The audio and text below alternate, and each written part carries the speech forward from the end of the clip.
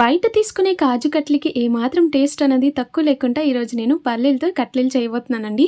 మేమైతే కాజుతో చేసామనుకోండి మనకి కాస్ట్ అనేది ఎక్కువగా పడుతుంది కాబట్టి నేను బడ్జెట్లోనే చేద్దామని చెప్పేసి ఈరోజు నేను పల్లీలతో కట్లీలు చేయబోతున్నాను. ఎలా చేసేది చూసేద్దాం. పల్లీలతో కట్లీలు చేయడానికి నేను ఇక్కడైతే 1 కప్ అంత వరకు పల్లీల్ని యూస్ చేస్తున్నానండి. ఈ 1 కప్పు పల్లీల్ని లో ఫ్లేమ్లోనే మనము రోస్ట్ చేసుకోవాలి. ఇది చూడండి, మీరు పల్లీల్ని ఇలా పట్టుకుంటే గట్టిగా అనిపించాలన్నమాట. టొల్లగుండేది మాత్రం యూస్ చేయొద్దు. దీన్ని మనం లో ఫ్లేమ్లోనే రోస్ట్ చేస్తూ ఉండాలి. ఎంతవరకు అంటే ఇలా పొట్టు అనేది పైన ఇలా ఊడిపోయి వచ్చేస్తుందంటే ఇది అయిపోయిందని అర్థము. అంతవరకు మనమైతే ఇది లో ఫ్లేమ్లోనే దీన్ని రోస్ట్ చేసుకోవాల్సి ఉంటుంది. చూడండి, ఇలా ఈజీగా వచ్చిందంటే స్టవ్ ఆఫ్ చేసేయండి. ఇలా స్టవ్ ఆఫ్ చేసిన తర్వాత ఒక ప్లేట్లోనే షిఫ్ట్ చేసుకుంటూ ఇది చల్లగారనిద్దాము. చల్లగా అయిన తర్వాత 2 చేతులతో ఇలా బాగా మనం రబ్ చేసామనుకోండి, ఈజీగా తొక్కలు అనేవి అయితే బయటకు వచ్చేస్తుంది. చూసారు కదండి, చాలా ఈజీగా అయితే ఈ ప్రాసెస్ అయిపోయింది కదా. దీన్ని అయితే ఇప్పుడు మనము మిక్సీ జార్లోనే యాడ్ చేద్దాము. మనం దీన్ని ఇప్పుడు గ్రైండ్ చేయాలన్నమాట. మిక్సీలో యాడ్ చేసిన తర్వాత ఆన్ అండ్ ఆఫ్ మెథడ్గా మీరు చేసుకొని ఇలా పొడిగా చేసుకోవాలి. ఫైన్ పౌడర్ చేసుకోండి. దీన్ని ఇప్పుడు మనం ఒక ప్లేట్లోనే షిఫ్ట్ చేసుకొని, ఈ పల్లీల ఫ్లేవర్ మనం తిన్నప్పుడు రాకూడదని చెప్తే మనం ఇందులో మిల్క్ పౌడర్ యాడ్ చేసుకుందాము. నేనైతే ఇక్కడ 2.5 స్పూన్ యాడ్ చేశాను కదా, మీరు ఒక 3 to 4 టేబుల్ స్పూన్ అంత వరకు యాడ్ చేసుకోండి. పైన నేను కొద్దిగా యాలకుల పొడి కూడా యాడ్ చేశాను అనమాట, ఫ్లేవర్ అన్నీ బాగా రావాలని చెప్పేసి. వీటన్నిటిని మంచిగా ఇలా మిక్స్ చేసేస్తే ఒకే కన్సిస్టెన్సీలో ఉంటుందన్నమాట. ఇప్పుడు నేను పంచదార పాకాన్ని అయితే తీసుకుంటున్నాను. దీనికి ఇప్పుడు నేను 3/4 కప్ అంత వరకు పంచదార యాడ్ చేస్తున్నానండి.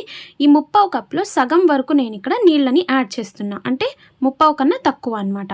ఈ నీళ్లు మనము తక్కువ వేస్తే అంత థిక్నెస్గా అవుతుంది అనమాట. అంటే ఈజీగా మనకైతే తీగ పాకం వచ్చేస్తుంది. సో ఇలా ఒక్కసారి బబల్స్ వచ్చింది అంటే ఒకసారి బాగా మిక్స్ చేయండి. ఈ పాకాన్ని మనం కంప్లీట్ లో ఫ్లేమ్లోనే చేసుకోవాల్సి ఉంటుంది. ఇప్పుడైతే మనం చెక్ చేద్దాము ఎలా వచ్చింది అనేది. ఈ పాకాన్ని ఇలా అంటే కొద్దిగా చల్లగా అయిన తర్వాత చేయండి, లేకపోతే చేతులు ఇదైపోతాయి, నొప్పి కొడతాయి. చూడండి, ఇలా ఒక్క తీగ పాకం వచ్చిన తర్వాత స్టవ్ అనేది ఆఫ్ చేసేసుకొని ఇందాక మనం కలిపి పెట్టిన పొడిని మొత్తం యాడ్ చేసుకుంటూ స్టవ్ని లో ఫ్లేమ్లో టర్న్ చేసుకొని మళ్ళీ ఇలా కలపండి. ఈ కన్సిస్టెన్సీ అనేది మీకే తెలిసిపోతుంది అనమాట. ఇది బ్యాచెస్ వైజ్గా యాడ్ చేయాలి, ఒకేసారి యాడ్ చేయొద్దు. ఎందుకంటే మనం తీసుకున్న పంచదార పాకానికి ఇది సెట్ అవుతుందో లేదో అని చెప్పేసి. కాకపోతే నేను తీసుకున్న పంచదారకి ఈ కన్సిస్టెన్సీ వచ్చేసి ప్రాపర్గానే ఉంది. అయినా మీరు బ్యాచ్ వైజ్గానే యూస్ చేయండి. వీటన్నిటిని లో ఫ్లేమ్లోనే చేయాలి. మీరు స్టార్టింగ్ వేసినప్పుడు మాత్రమే ఆఫ్ చేసేయాలన్నమాట, ఓకేనా. తర్వాత లో ఫ్లేమ్లో ఉంచుతూ ఇలా బాగా మనము మిక్స్ చేయాలి. ఇలా మిక్స్ చేసి ఇస్తున్నప్పుడు మనము 1 టేబుల్ స్పూన్ అంత వరకు అయితే నెయ్యిని యాడ్ చేసుకోండి. నెయ్యి యాడ్ చేసిన తర్వాత జస్ట్ 1 మినిట్ అంత వరకు ఉంచేసి స్టవ్ ఆఫ్ చేసేయండి. ఇక్కడైతే నేను నా దగ్గర బటర్ పేపర్ లేకుండా ఆ రోజు, సో అందుకే నూనె ఉంటుంది కదండి, నూనె యూస్ చేస్తాం కదా. సో ఆ నూనె పేపర్ మీద కొద్దిగా మనమైతే నెయ్యిని యాడ్ చేసుకుందాము. నూనె వద్దు, ఆరోగ్యానికి మంచిది కావదు. అందుకే నేను నూనె కవర్ని బాగా నీటిలో కడిగేసి సబ్బు వేసి తర్వాత నేనైతే ఇలా నెయ్యి అయితే యాడ్ చేసుకుంటూ స్ప్రెడ్ చేశాను. మనం చేసిన మిశ్రమాన్ని ఇలా మనము ప్రెస్ చేస్తూ ఉండాలన్నమాట. అంటే ఎవ్రీ కార్నర్ నుంచి తెచ్చి సెంటర్లో ఇలా మీరు ప్రెస్ చేశారనుకోండి, ఇది చాలా సాఫ్ట్ డోగా ప్రిపేర్ అయిపోతుంది అనమాట. చాలా అంటే చాలా సాఫ్ట్గా అయిపోతుంది. దాంతోపాటు మనకు ఆరోగ్యంగా ఇక్కడ చూసుకుంటే నెయ్యి ఉంది కాబట్టి ఇలా పిండి ఆ మిశ్రమంలో కలిసిపోయినా కూడా చాలానే బాగుంటుంది అనమాట. ఇదేం పెద్ద పనే కాదు, చాలా ఈజీగా చేసేయచ్చు అనమాట.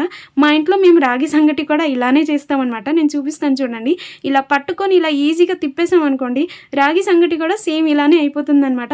ఒకవేళ మేము అప్లోడ్ చేసిన రాగి సంగటి వీడియోస్ మీరు చూడలేదంటే ఖచ్చితంగా వెళ్ళి చెక్అవుట్ చేయండి. ఇక్కడ చూసారు కదండి, రౌండ్ బాల్ లాగా ఈజీగా అయిపోయింది, ఎటువంటి బ్రేక్స్ అనేది లేకుండా. చూసారా, ఇంత సాఫ్ట్గా ఉంటే సరిపోతుంది అనమాట. ఇలా చూసారా, ఎక్కడ బ్రేక్స్ అనేది లేదు, ఇలా సాఫ్ట్గా అయింది కదా. ఒక పేపర్ మీద, లేకపోతే నేను ఇక్కడ ప్లేట్ యూస్ చేశానండి. మీ దగ్గర బటర్ పేపర్స్ ఉందంటే బటర్ పేపర్కి ఇలా నెయ్యి అనేది యాడ్ చేసుకుంటూ మీరు ఒత్తేయచ్చు అనమాట. కానీ నా దగ్గర లేదు కాబట్టి ఇలా ప్లేట్ యూస్ చేస్తున్నానండి. ప్లేట్ యూస్ చేసేది పెద్దది యూస్ చేయండి. ఇలా మనము ఈ మిశ్రమాన్ని ప్లేస్ చేసుకుంటూ చూడండి, ఒకసారి ఒత్తుకోండి ఇలాగా ఈజీగా. ఇలా ఒత్తుకున్న తర్వాత దీని మీద ఆయిల్ కవర్ని ప్లేస్ చేయండి, ఎందుకంటే నెయ్యి ఉంది కదా అందులో. సో అందుకోసం అనేసి వేస్ట్ చేయకూడదని చెప్పి ఇలా ఒత్తేస్తున్నాను అనమాట.